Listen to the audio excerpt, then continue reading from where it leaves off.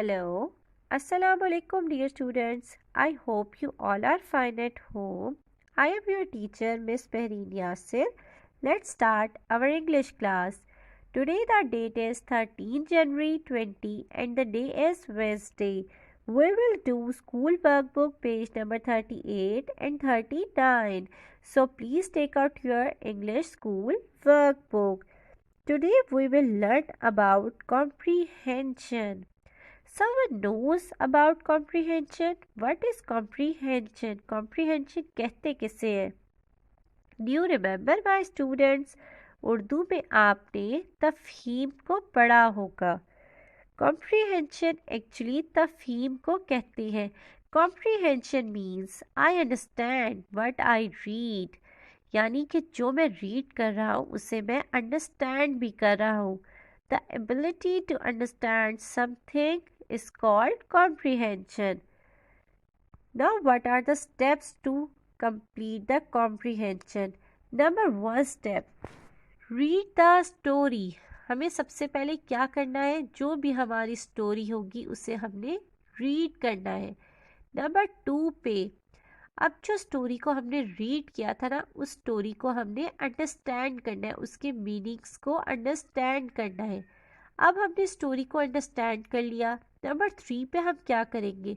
Create a picture in your mind. अपने mind में उसकी पिक्चर को क्रिएट कर लेंगे. नंबर 4 पे हम क्या करेंगे? Read the questions and solve the questions. हम अब क्वेश्चंस को पढ़ेंगे और क्वेश्चंस को सॉल्व करेंगे. नंबर 5 पे और लास्ट पॉइंट क्या करेंगे? Recheck the answers. हम फिर उन क्वेश्चंस को जिनको हमने पढ़ के सॉल्व किया होगा उसके आंसर्स को रीचेक करेंगे. Now please open your page number 38 of school workbook. Comprehension passage number 1. The title of the story is going on a picnic. यानी कि हम पिकनिक पर जा रहे हैं. Ali went on a picnic with his family. Ali अपनी family के साथ पिकनिक पर जाता है. They packed lots of food to eat. Ali और उसकी फैमिली वो क्या करते हैं? अपने साथ लॉट्स ऑफ फूड, ढेर सारा फूड पैक कर लेते हैं खाने के लिए. दे सैट ऑन अ मैट. और वो कहाँ बैठते हैं जाकर? वो मैट पे बैठते हैं जाकर. It was a nice day. ये एक बहुत अच्छा दिन था. Ali had a great time. Ali का जो वक्त था, टाइम था, वो बहुत अच्छा गुजरता है. Now we read the questions. Number 1. What did Ali do with his family. Ali ने अपनी फैमिली के साथ क्या किया? Number A. Went on a picnic. Number B point. Write a letter. Ali अपनी फैमिली के साथ पिकनिक पे जाता है या फिर अली अपनी फैमिली के साथ लेटर राइट करता है? So the correct option is went on a picnic. Number 2 question. What did they bring with them to eat? वो अपने साथ खाने के लिए क्या लेके जाते हैं? Number A toys.